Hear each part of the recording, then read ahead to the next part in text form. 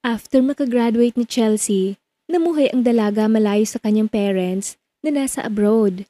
Pero kahit ganon, ay may contact pa rin syempre siya sa kanyang magulang. Naninirahan siya mag-isa sa kanyang kondo habang nagtatrabaho sa isang company bilang isang simpleng empleyada. Kasing simple ng buhay na gusto niya. Tahimik pero masaya. Walang problema.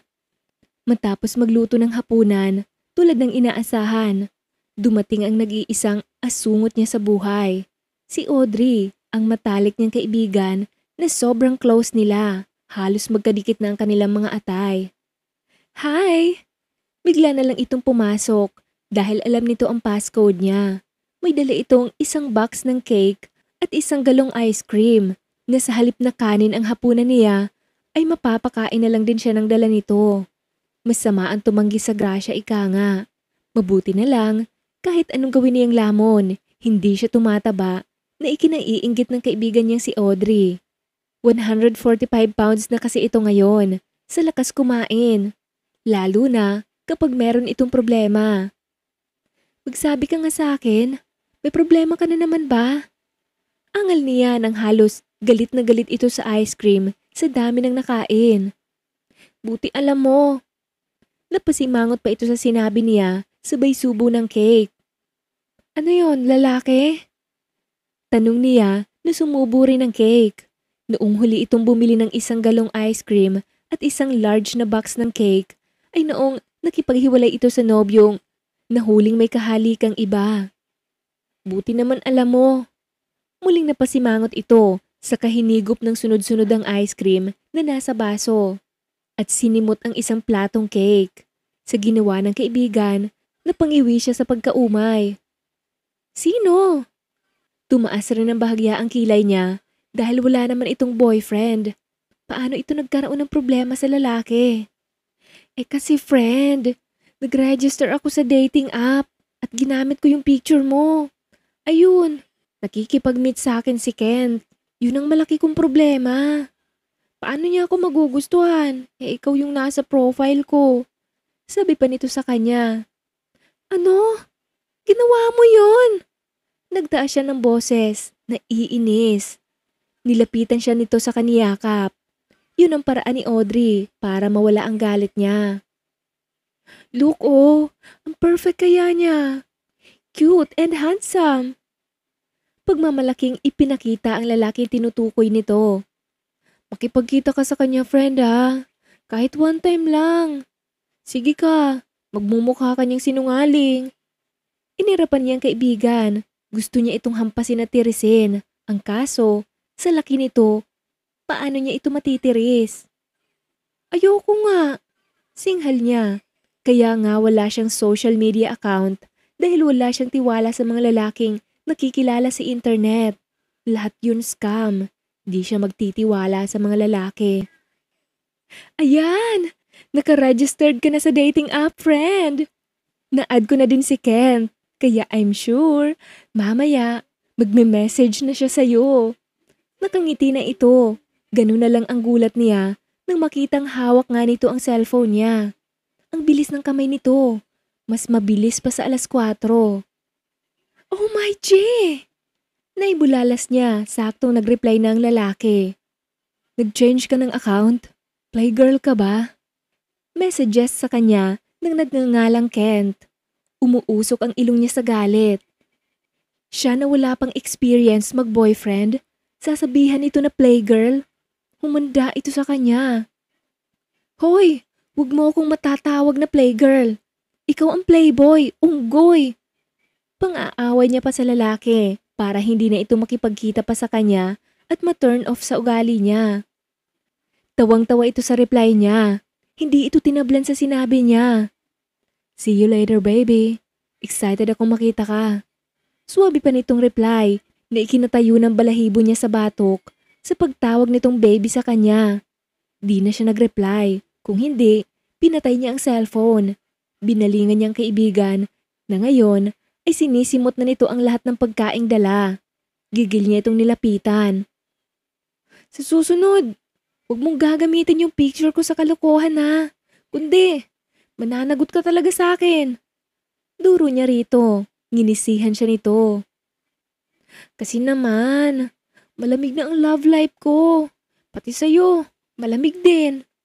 Ginagawa ko lang yun para magka-love life ka na. Hello? Kung ganyan lang ako kaganda sa'yo, tatlo-tatlo ang jowa ko ngayon. Tumatawa pa ito, sadyang inaasar pa siya. Alam mo, maganda ka naman. Kaya lang wala kang awa sa pagkain. Para bang wala ng bukas. Naiinis siyang tiningnan ang box ng cake na para lamang yung dinilaan ng pusa. Buti na lang at nakatikim pa siya ng isang slice. Okay, fine. Bukas magda-diet na ako. Pero mamaya, magkipagkita ka kay Kent ha. Tumayo ito at kinuha ang isang paper bag. Ibinigay yun sa kanya. Meron yung lamang yellow dress. Oh, isuot mo yan. Ano namang kabaliwan to? Kailan pa ako nagsuot ng yellow? Reklamo niya. Friend, yan kasi ang sinabi kong kulay na susuotin ko. Kaya huwag ka na magreklamo. Bagay naman sa'yo yan. Iiling-iling siyang walang nagawa. Kaya eto, pagkalipas ng 2 oras, inihahatid siya ni Audrey sa bar kung saan napili nitong makipagkita sa lalaki. Iniwan lamang siya kaagad ng kaibigan matapos siyang ihatid. At eto, nakaupo siya sa harap ng isang bakanteng mesa.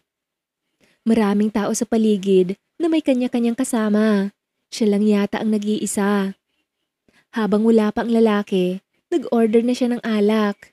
Hindi nga niya namalayang nakakarami na pala siya ng nainom dahil sa kaba na nararamdaman sa kanyang dibdib.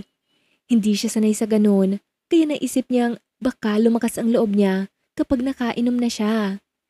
Napatikhim naman si Kent nang malapitan si Chelsea. Hindi naman siya nagkakamali dahil nag-iisa lamang yung nakadilaw sa loob ng bar. Tulad nga ng napag-usapan nilang kulay ng isusuot nito. Nag-angat ito ng mukha, sakto lamang na nagtama ang paningin nila. Mas maganda ito sa personal na hindi niya inaasahan. Dahil buong akala niya sa profile lang ito maganda. Katulad ng mga nakaraang babaeng na-meet niya. Hindi naman sa pagmamayabang ay magandang lalaki siya.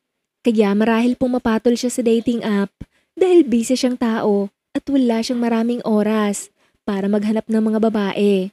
2 taon na lang at mawawala na siya sa kalendaryo at bilang regalo sa birthday ng kanyang ina ay magpapakilala siya ng kasintahan at ito ang babaeng hinahanap niya. Tumayo ito nang makita siya. Saka siyang nginitian. Hi! Bati nitong napasuray. Mabuti na lang at maagap siya. Sa kanya lang napagtantong lasing na ito dahil nasamyo niya ang alak na nainom ng babae. Biglang ikinawit ng babae ang 2 braso sa leeg niya at namungay ang mga matang tumitig sa kanya. At gano'n na lang ang gulat niya nang idikit nito ang labi sa labi niya. Nag-init ang buo niyang katawan sa ginawa nito pero sinikap niyang itulak ang babae. Nakapikit na ngayon ang 2 nitong mga mata. Mukhang natutulog na ang kadate niya nang bumitaw sa kanyang 2 braso nito. Wala siyang choice kundi uwi ito sa bahay niya dahil hindi niya naman alam ang address nito. Kinabukasan, nanginginig ang katawan ni Chelsea habang isa-isang pinupulot ang nagkalat na damit na basta na lamang itinapon ng lalaking kasama niya sa isang silid. Ang lalaking kadate niya sana kagabi. Si Kent Del Casio. Para siyang lalagnatin dahil sa sakit ng gitnang bahagi ng kanyang hita. Patunay lamang na may namagitan sa kanila ng lalaking ito. Maliban doon, masakit din ang kanyang ulo. Hindi niya maisip kung paano sila humantong na 2 sa isang silid na yon. Pero kalaunan ay unti-unting gumuhit sa alaala niyang nangyari. Gusto pa sana niyang magalit nang maalala ang kanyang ginawa. Kaya nasapo na lang niyang kanyang noo. Siya kasi ang unang humalik sa lalaking kasama. Siguro dahil halos wala na siya sa sarili sa kalasingan kagabi. Kaya walang kasalanan ang lalaking ito. Kung hindi, ginusto niya ding marating ang langit. At talagang ang lalaking ito pang napili niyang kumuha sa virginity niya. Pero di na masama. Mukha namang na-enjoy niya rin kagabi ang mainit na kaganapan sa kanila. Sa tingin mo, saan ka ba pupunta? Narinig niya ang boses ng kasamang lalaki nang mahuli siyang palabas ng silid. Tapos na siyang magbihis noon. Napaunat siya sa pagkakatayo upang lingunin ito. Uuwi na. Tipid niyang tugon na para bang wala lang. So, ganun na lang yon. Naiirita ito nang magsalita at bumangon. Tumambad sa kanyang mga mata ang kuwan nito na hindi man lang tinakpan. Ang bastos mo naman. Pwede bang takpan mo yan? Sigaw niya sa lalaki kasabay ang mabilis na pagtalikod. Di nito pinansin ang sinabi niya na lumapit sa kanya. Malinaw naman nangyari sa atin. Kaya ako nakahubad ngayon. Kaya panagutan mong ginawa mo sa akin.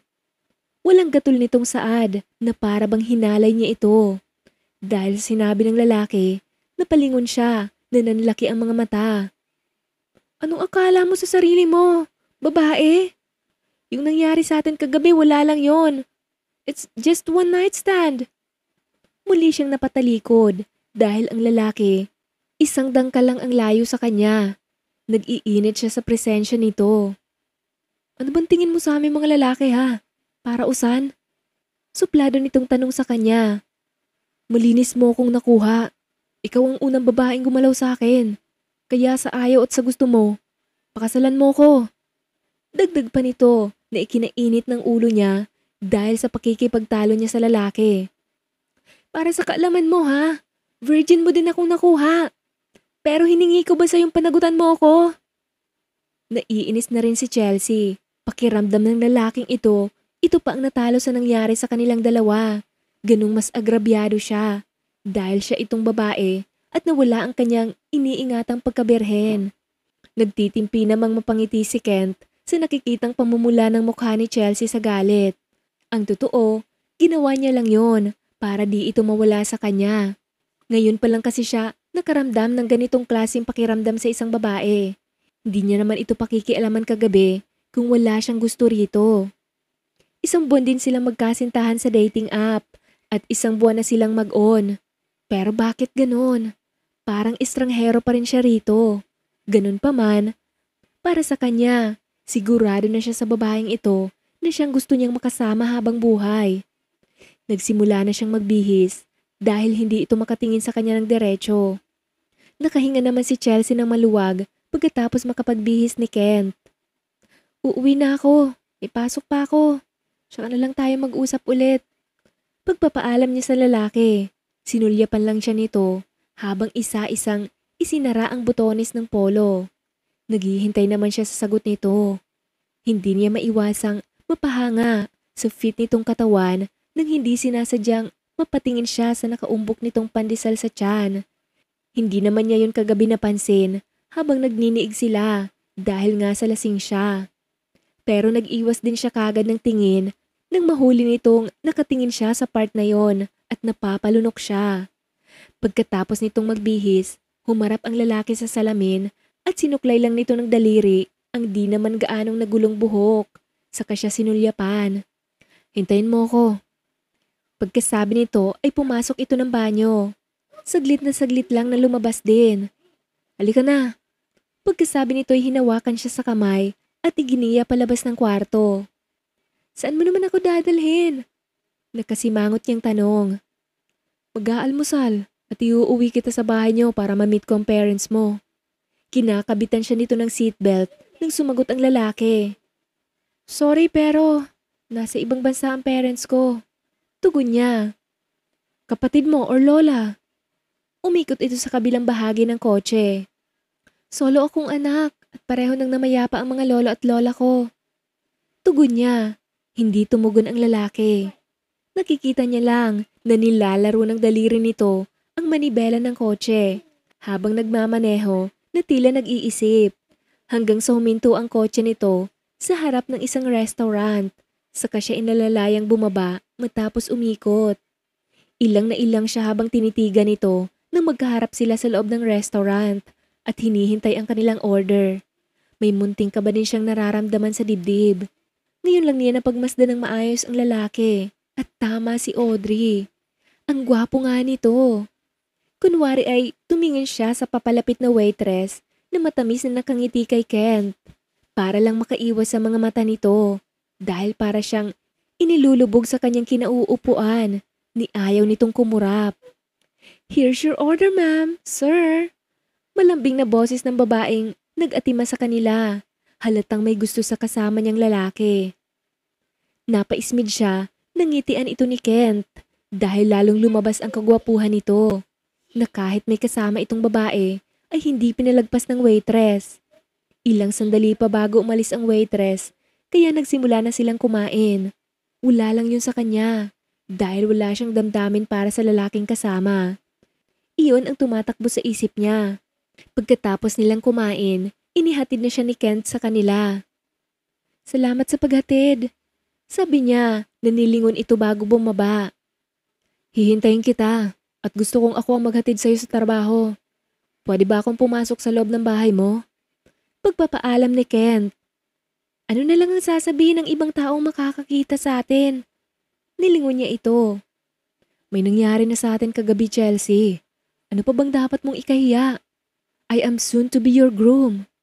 Baliwalang sabi nito at bumaba na rin ng sasakyan. May punto si Kent. Pero kasi nangangapa pa rin siyang may bumubuntot na lalaki sa kanya. Parang di niya matanggap ang sinabi nito na soon to be groom na. Para bang wala na siyang magagawa pa. Kung hindi, tanggapin ang pagbabago ng buhay niya. Kasalanan niyo lahat ni Audrey. Ang sarap nitong kalbuhin. Hindi na rin siya nagtaka pagpasok niya ng office kung bakit siya inulan ng tudyo. Hanggang sa table lang naman kasi siya inihatid ng gwapong si Kent. Nagtatanong ang mga office mate niya kung sino ang lalaki. Pero ang sabi niya ay kaibigan niya lang. Kaya narinig niyang pinag-aagawan ng mga ito si Kent na ikinatawa niya lang. Sana nga mabaling sa ibang atensyon nito. Kaya kinahapunan nang sunduin siya ng lalaki ay ipinakilala niya ito sa mga ka-office mate niya. "Guys, this is Kent Del Casio, his boyfriend." Putol ni Kent sa sasabihin niya. Sabay akbay sa kanya at kinintalan pa siya ng halik sa labi. Ipapakilala sana niya itong kaibigan pero inunahan siya ng lalaki. Biglang nag-back out ang mga ka-office mate niya. Anong nangyari sa mga yon? Nakakunot noo si Kent. Wala. Halika na." Hila niya na lang rito. Dinala na naman siya nito sa bahay ng lalaki at doon sila nag-dinner. Kaninang umaga, tuwang-tuwa si Audrey nang tumawag sa kanya at malamang may nangyari sa kanilang dalawa ni Kent kagabi. Kaya kapag naaalala niya yon, lalo siyang naiinis sa lalaki. Napapasubo na kasi siya dahil ayaw siya nitong lubayan. "Kailangan ba talaga nating gawin to, Kent?" Tila hirap niyang tanong sa lalaki habang kumakain sila. "Ang alin?" "Naihatid sundo mo ko, saka magkasabay kumain." Naiinis siya nang sumagot sa lalaki. Di nga niya alam kung anong meron sila. "Oo naman hanggat di pa tayo na ikakasal. Kapag naikasal naman na tayo, hindi lang hatid sundo ang gagawin ko, kundi magkasama na tayo araw-araw. Don't worry, masasanay ka rin." Pahayag nito. Di siya nakatugon na napatingin sa kaharap.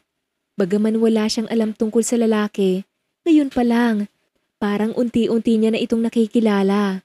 May kakaiba itong karisma na kaya siyang pasunurin. Siguro nga, kailangan niya na lang itong tanggapin sa buhay niya.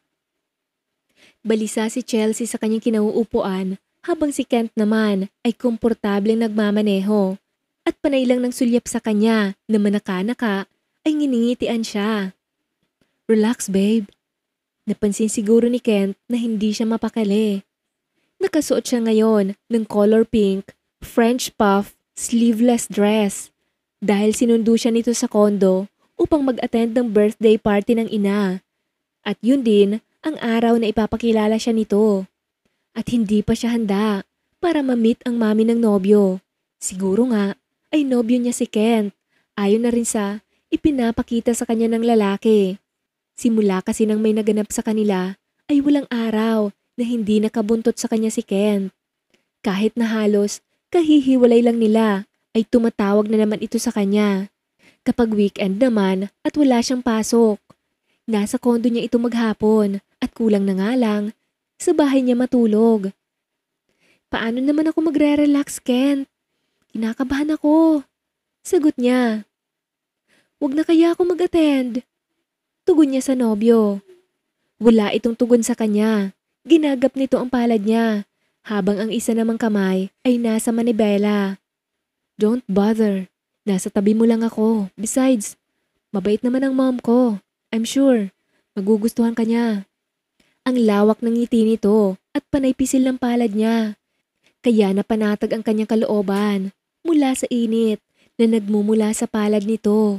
Mas lalo pa yatang kinabahan si Chelsea nang iparadang ni Kent ang kotse nito sa harap ng mataas na gate. Nakabukas yun at may malaking banner na pa-welcome sa mga bisitang darating. Naroon din ang larawan ng ina ni Kent na kahit may edad na ay napakaganda pa rin. Sinalubong kaagad sila ng ginang na tila ba inaasahan ang pagdating niya. Sa wakas, nakilala ko rin ang magiging daughter-in-law ko. Napakaganda mo, iha. Manang-mana ka sa akin. Ginawaran kaagad siya nito ng yakap matapos makipagbeso. Napaka-natural ng ganda nito. Walang kolorete sa mukha. Thank you, tita. Ang sabi niya bagaman kinakabahan ay piniling maging casual. Just call me mommy. Pasasaan ba't yan din naman ang itatawag mo sa akin? You know, I wouldn't surprise kung bakit itong anak ko ay na-love at first sight sa'yo. Come on, ipapakilala kita sa mga Mars ko. Excuse me, son. Mabilis siya nitong hinila at dinala sa isang table na may 5 nakaupo pa sa 5 silya. Napapangiwi naman siya sa awkward nang mawala sa paningin niya si Kent. Di nga niya namalayang ipinakikilala na siya sa mga Mars nito ngayon at eto, ini-interview na siya ng mga yon. Ewan ba niya kung bakit nakatuwaan pa siya ng mga ito. Naku Mars, kung itong si Chelsea ay hindi lang girlfriend ni Kent, gusto ko siya para sa uniko iho ko. Sabi ng isa nitong Mars na ikinangiwi niya. Nagtawanan pa ang apat. No way Mars, itong si Chelsea ang magbibigay sa akin ng magandang apo. Mabilis na sabad ng ina ni Kent na ikinaubo niya. Hindi naman ito nagmamadali masyado. Agad tinawag ang binatang anak. Salamat naman at lumapit kaagad si Kent na nakikipag-usap sa iba pang bisita. Yes, mom. Asikasuhin mo muna si Chelsea at please iho. Hinila nito si Kent at binulungan. Ngumiti lang ang binata at binalingan siya. Hawak siya sa kamay nito ngayon. Papalayo si Kent sa table ng mami nito kaya nakahinga siya ng maluwag. Are you okay? Ang lamig ng kamay mo. Puna nito. Paanong hindi? Iniwan mo ko. Akala ko ba nasa tabi lang kita? Naiinis siya. Wala akong nagawa eh. Bigla kang hinila ni mom. Halika. Ikukuha kita ng pagkain.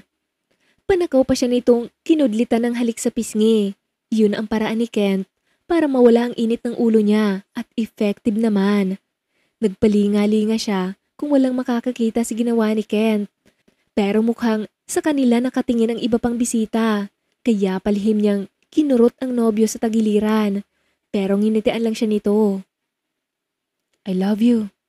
Pabulong ng nobyo sa kahinila siya malapit sa catering. Ipinakilala din siya nito sa 2 pinsang nakadalo sa birthday ng ina pagkatapos nilang kumain. Madali naman niyang nakapalagayan ng loob si Daniela at Erickson na pinsan ni Kent. Mabait naman ang mga ito katulad ng nobyo. Hindi rin makapaniwala ang dalawa na sa dating app sila nagkakilala at nang mag-meet ay nagustuhan ng isa't isa. Gusto sana niyang sabihin kay Kent na hindi naman talaga siya ang kachat nito nung una. Pero hindi niya masabi. Hindi niya alam kung kailangan pa ba nitong malaman yon. Dahil sa totoo lang, pakiramdam niya. Mahal na rin niya si Kent. Good night, baby. Masuyong sabi ni Kent sa kanya matapos siyang alalayang bumaba ng sasakyan. Sa lalim ng iniisip niya, hindi niya namalayang naihatid na siya nito sa kanyang kondo. Sino ba yung babe mo? Simangot niyang tanong. Ha? Edi ikaw. Nakakunot bahagya ang noon nito sa sinabi niya. Sino yung baby mo? Tanong niya. Hinawakan siya nito sa magkabila ang balikat sa katinitigan. Bahagya pang tumawa bago sumagot. Edi ikaw pa rin yun. Iniisip niyang baka yun ang tawagan nila ni Audrey at Kent noong magka-chat pa ang dalawa. Mabuti na lang, siya din pala yun. Ngumiti na siya. Good night. Ingat ka sa pag-uwi, Kent. Saad niya. Di siya nito binitawan. Idinikit nito ang labi sa pisngi niya. Babe, I want to sleep with you tonight. Pwede ba nating ulitin yung ginawa natin nung una? Marahan siya nitong isinandal sa kotse upang magdaop ang mga labi nila. Naramdaman niyang sinimsim nito ang labi niya. Sa totoo lang, hindi niya alam ang pakiramdam noong mga sandaling unang nagdaop ang mga labi nila, kundi ngayon lang. Yun kasi ang pangalawang pagkakataon na naramdaman niya ang halik nito. Pakiramdam na ayaw niyang maputol ang mga ginagawa ni Kent dahil sa kakaibang tamis noon, kahit medyo nakakaduling, nakakaliyo at nakakapanlambot ng tuhod. Wala siyang nainom na alak kanina dahil tumanggi siya nang alukin siya ni Daniela, pero pakiramdam niya, lasing siya. Nadismaya pa siya nang bumitaw sa kanya si Kent saglit. Nabitin ba siya? Sa loob natin ituloy, baka may dumaan. Sabi sa kanya ni Kent ng pabulong. Wala siyang lakas ng loob na magprotesta pa. Basta, gusto niyang maramdaman muli ang mga halik nito at baka higit pa sa halik. Baka nakahanda siya anuman ang kalalabasan ng gagawin nilang yun ni Kent.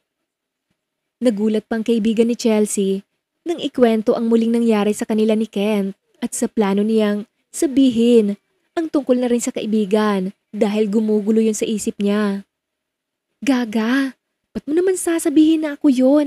Eh di nagalit sa'yo si Kent. React ni Audrey nang sabihin niya sa kaibigan ang gumugulo sa isip niya. Nakapangalumbaba siya habang nakadapa sa kanyang kama. Si Audrey naman ay nakahiga patagilid sa kanya, katabi ng malaking bowl na may lamang crackers na kanina pa nito nilalantakan. Nakikain na rin siya kahit wala siyang hilig sa crackers. Friend, mahal ko na rin kasi siya. Problemado niyang saad habang inaantok nang umunguya ng isinubong crackers. Iniisip ko lang naman na baka kung kailan hindi ko na siya kayang maula sa akin, sa kanya naman malaman ng totoo. Dagdag pa niya. So, go ahead. Adi magpakasal ka sa kanya. Di ba nga, sabi niya. Inaaya ka na magpakasal at nagustuhan ka naman ng mom niya. Ako na ang magsasabi sa kanya nang matapos yung problema mo. Bigla itong tumayo sa kinahihigaan at kinuha ang cellphone. Mabilis siyang tumayo upang pigilan ng kaibigan. Wag! Ako na magsasabi sa kanya. Mabilis niyang kinuha ang hawak nitong phone, saka itinapon sa gilid ng kama niya. Hindi niya alam ang magiging reaksyon ni Kent, kaya gusto niyang sa harap nito yun mismo sabihin. Namewang ito sa harap niya bago iritang tiningnan siya. Hello? Wala ka naman talagang dapat ikatakot. Sa tingin mo, magugustuhan niya ba ako pag nalaman niyang ako yung una niyang kachat? Eh di syempre hindi. Pabagsak itong humiga ulit. Hindi yun ang point ko. Baka lang kasi isipin niyang niloloko ko siya. Ano bang niloloko doon? 2 beses ka nang bumigay sa kanya eh. Walang prenong sabi nito. Sa inis ay binato niya pa ito ng crackers. Hindi siya nito maintindihan. Hindi nito makuha ang ibig niyang sabihin. Paano niya yun ipapaliwanag sa kaibigan? Basta, hahanap na lang siya ng tamang panahon para sabihin yun sa nobyo. Kinabukasan, maaga pa'y nasa bahay niya na ang nobyo. Di pa siya bihis nang dumating ito. Ang aga mo naman yata masyado, Kent. Niluwagan niya ang pinto sa pinatuloy ito. Because I miss you, baby. Niyakap siya agad ng nobyo. Talaga? Halika na, nagluto ako ng breakfast. Sabayan mo na rin ako mag-almusal. Akay niya rito, matapos siyang lubayan sa mahigpit na yakap.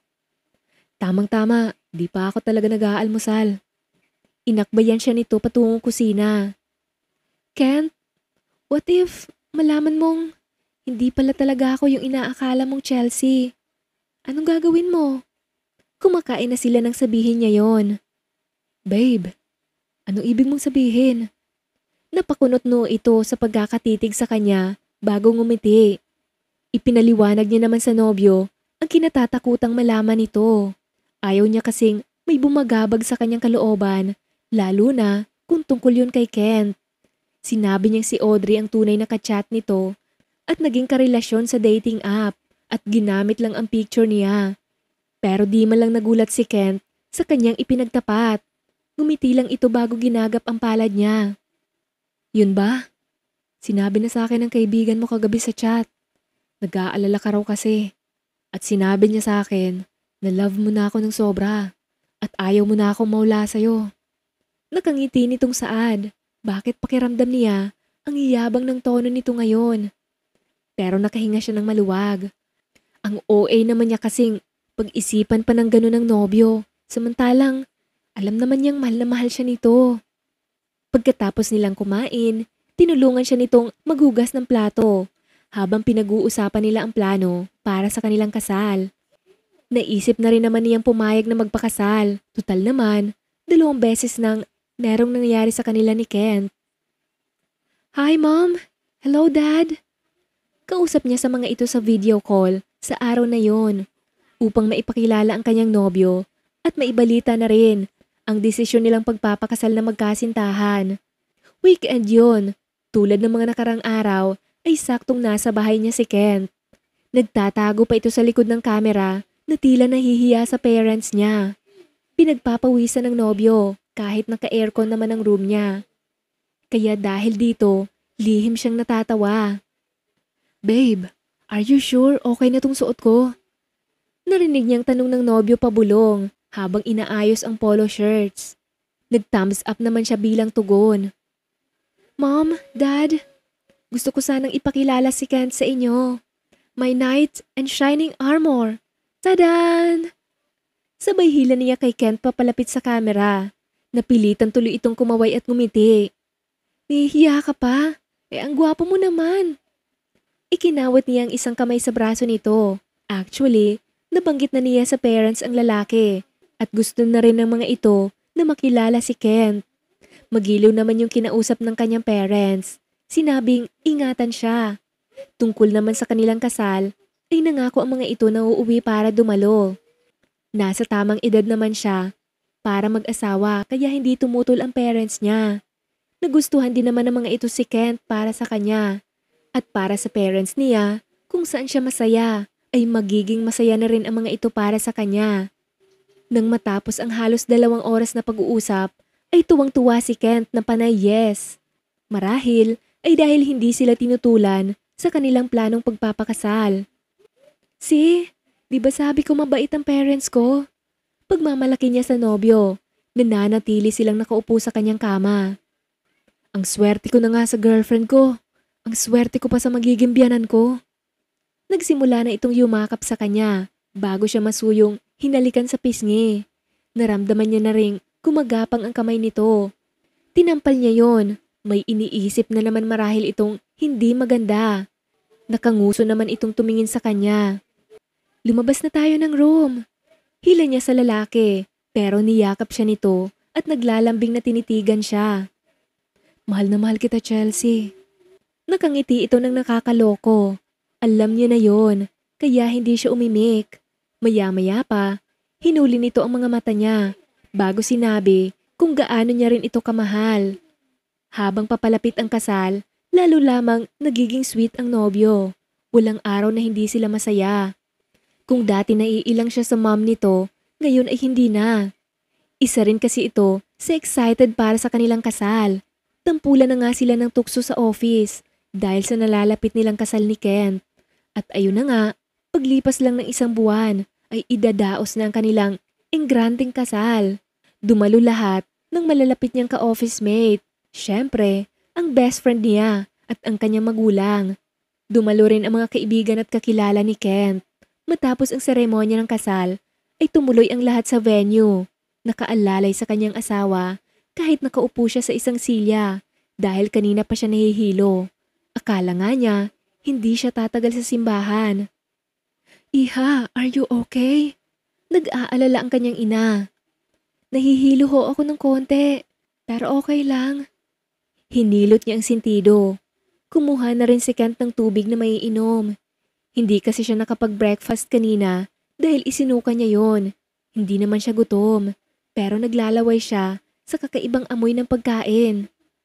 Just go home, iha. Kami na ang bahala sa mga bisita. Sabi ng kanyang ina, saktong nakalapit na si Kent at may dalang mineral water. Kinausap ito ng kanyang ina na iuwi na siya para makapagpahinga. Kaya eto, buhat na siya ng asawa para dalhin sa sasakyan. Marahan siya nitong nilapag sa kotse at kinabitan ng seatbelt. Sinalat pa nito ang kanyang noo pababa sa palad niya. Naninibago ito marahil sa kanya. I think alam ko na babe kung bakit nahihilo ka at moody ka rin itong mga nakalipas na araw. Nakangiti ito sa kanya habang hinahalikan siya sa pisngi.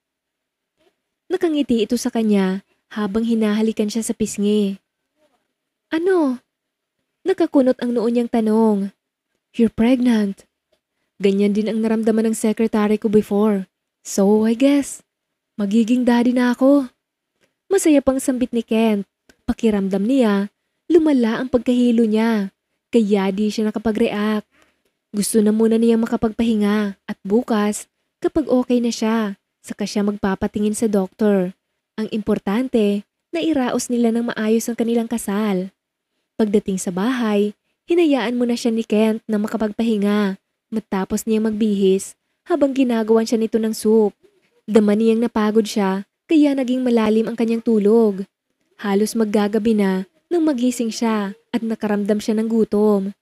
Pero nang ihain ni Kent sa kanya ang ginawa nitong noodle soup ay hindi niya yun nagustuhan. Naghahanap siya ng something na maasim. Sayang naman to babe. Gusto mo bang lumabas na lang tayo para bumili ng makakain mo? Inalalayan siya nitong lumabas ng bahay. Saglit na tinakbo ni Kent ang susi ng sasakyan sa kwarto. Ang weird na pakiramdam niya. Dahil pagdating sa palengke, lahat ng makita ng mga mata niya, gusto niyang tikman. Masunurin namang binili ni Kent lahat ng gusto niya. Dapat sana, nasa biyahe na sila patungong honeymoon nila pero hindi na natuloy. Nang makauwi, saka palang nakakain ang asawa. Hilaw na mangga na isinawsaw lang sa bagoong. Sarap naman ito, samantalang si Kent, nangangasim ang sikmura. Pamaya-maya, sinusubuan na siya nito. Iba ang cravings ng buntis. It sounds weird, pero kapag iniisip niyang malapit na siyang maging ama, ay na-e-excite siya. Kinabukasan, wala pang 10:00, ay nagpa-check up na sila ni Chelsea. Tama ang kanyang hinala, buntis ang asawa niya. Kaya masaya niya iyong pinamalita sa parents niya at sa parents ng asawa. Si sobrang excited ng mom niya, ay namili agad ito ng mga gamit pang baby. Pinahinto niya naman muna ang asawa sa trabaho. At bilang regalo naman sa kanila ng parents ng asawa, ang 1-month vacation sa US. Pero gusto niya yun mangyari kapag nailabas na nila ang kanilang baby ni Chelsea. Pero sa ngayon, aalagaan muna niya ang asawa. Pagkalipas lamang ng ilang buwan, ay inilabas na ni Chelsea ang kanilang first baby boy ni Kent. Napapaligiran siya ng mga bisita at gustong tumingin sa baby nila. Naroon din ang parents niya at parents ni Kent at ang kanyang bestie na ngayon ay nag-transform na dahil may nakilala na naman ito sa dating app at malapit na ring ikasal ang kanyang kaibigan. Bagaman hindi niya inaasahang sa isang app lamang sila nagsimula ni Kent, ay wala naman siyang pinagsisisihan. Naging mabuti itong nobyo, asawa, at sa tingin niya, higit na magiging mabuting ama sa kanilang anak. The end.